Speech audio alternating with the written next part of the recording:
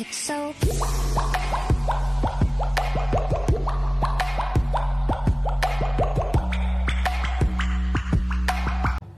Assalamualaikum warahmatullahi wabarakatuh. Saya Uci Ramadhani akan menyajikan materi yang pertama, yaitu akar kata tasawuf. Ada berbagai macam pendapat tentang akar kata tasawuf. Yang pertama yaitu sufah atau kain dari bulu. Dikatakan sufah atau kain dari bulu karena kepasrahan seorang sufi kepada Allah diibaratkan seperti kain wol yang dibentangkan. Yang kedua yaitu sifat atau sifat. Sebab seorang sufi adalah orang yang menghiasi diri dengan segala sifat terpuji dan meninggalkan setiap sifat yang tercela. Yang ketiga yaitu berasal dari kata syafa atau bersih. Yang keempat berasal dari kata syafa atau orang pilihan atau suci. Yang kelima berasal dari kata syaf atau saf. Seolah para sufi berada di tempat syaf pertama dalam menghadapkan diri kepada Allah dan berlomba-lomba untuk melakukan ketaatan. Dan yang terakhir ialah syuf kashim, yang artinya kain wol yang kasar. Sebab para sufi sangat gemar memakainya sebagai simbol juhud dan kehidupan yang keras. Materi selanjutnya yaitu definisi tasawuf. Sangat sulit untuk mendefinisikan tasawuf karena ada berbagai kesulitan. Yang pertama yaitu esensi tasawuf adalah pengalaman batin diri, di mana pengalaman batin diri adalah hal yang sukar untuk dijelaskan dengan kata-kata. Yang kedua yaitu lain sufi, lain pula pengalaman batinnya. Karena apabila tasawuf merupakan pengalaman batin diri yang hendak diutarakan, maka setiap orang yang mencoba mengungkapkan pengalaman batin dirinya kepada Tuhan atau Allah SWT. Untuk memudahkan pendefinisian kata tasawuf, maka dibagi menjadi 3. Yang pertama yaitu pendefinisian tasawuf dari segi bidayah. Maksudnya adalah perasaan manusia dengan fitrahnya bahwa tidak semua yang ada ini dapat menguasai dirinya. Di balik semua itu ada pula hakikat agung yang memelihara rohnya, menenangkan jiwanya sehingga dia berusaha dengan sungguh-sungguh mendekati zat yang agung itu, menyerupai dan berhadapan dengannya.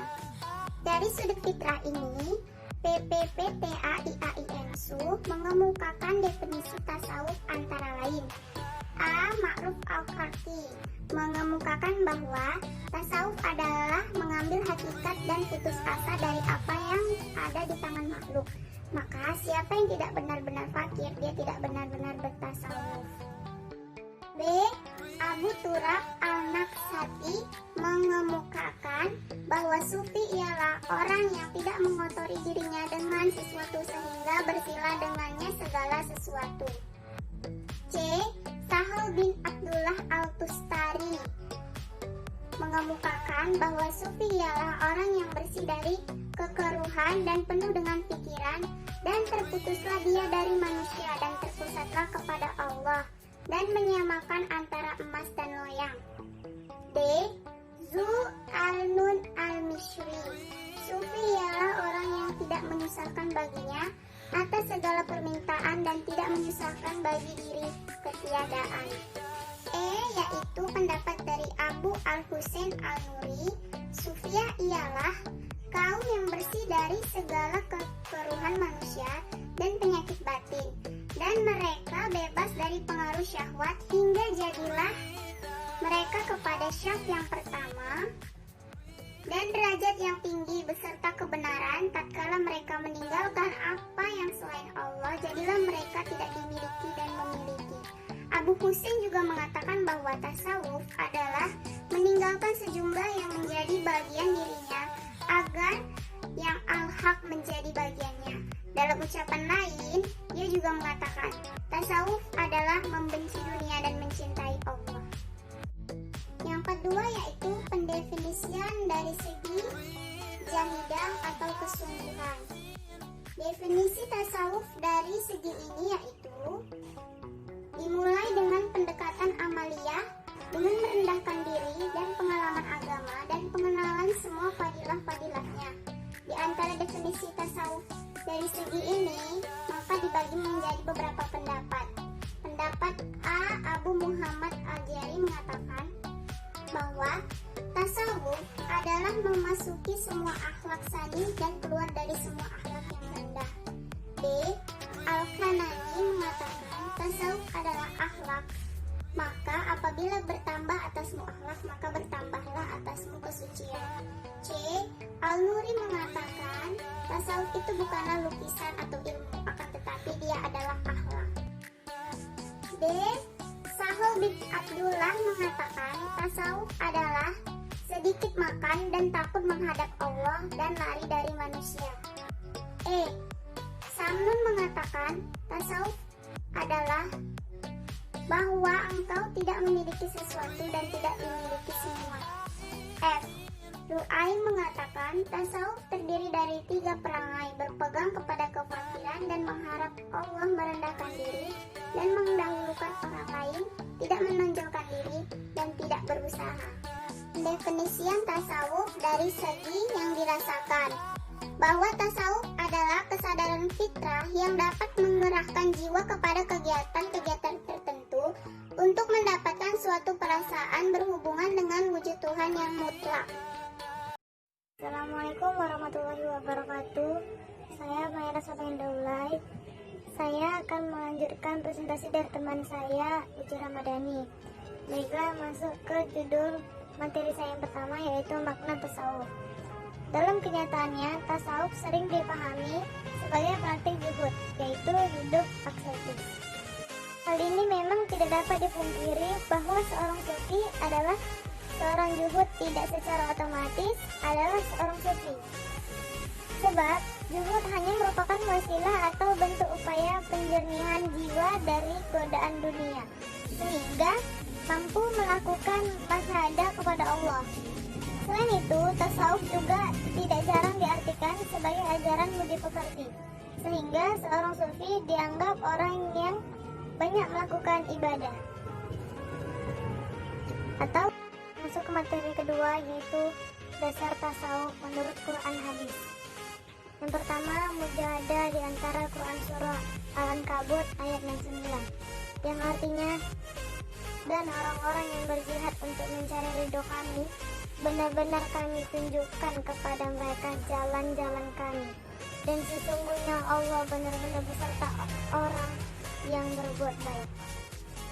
Yang kedua tentang takwa, Quran surah Al-Hujurat ayat 13, yang artinya, hai manusia, sesungguhnya kami menciptakan kamu dari seorang laki-laki dan perempuan, dan menjadikan kamu berbangsa-bangsa dan bersuku-suku, supaya kamu saling mengenal.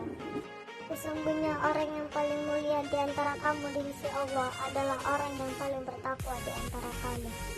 Sesungguhnya Allah Maha Pengasih lagi Maha Pengampun.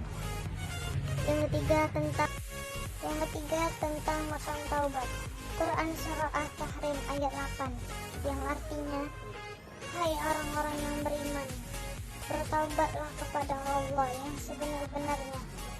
Mudah-mudahan Tuhan kamu akan menghapuskan kesalahan-kesalahanmu dan memasukkan kamu ke dalam surga yang mengalir di bawahnya sungai-sungai. Pada hari ketika Allah tidak menghina Nabi dan orang-orang yang beriman bersamanya, sedangkan cahaya mereka memancarkan di hadapan dan di sebelah kanan mereka, sambil mengatakan, ya Tuhan kami, sempurnakanlah bagi kami cahaya kami, sesungguhnya Engkau Maha Kuasa atas segala sesuatu. Dan yang keempat, makam syukur, Quran surah Ibrahim ayat 7, yang artinya, sesungguhnya jika kamu bersyukur, pasti kami akan menambah nikmatmu.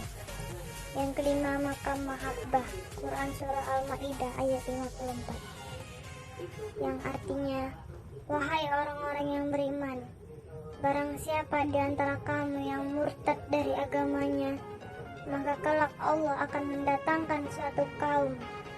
Ia mencintai mereka dan mereka pun mencintainya.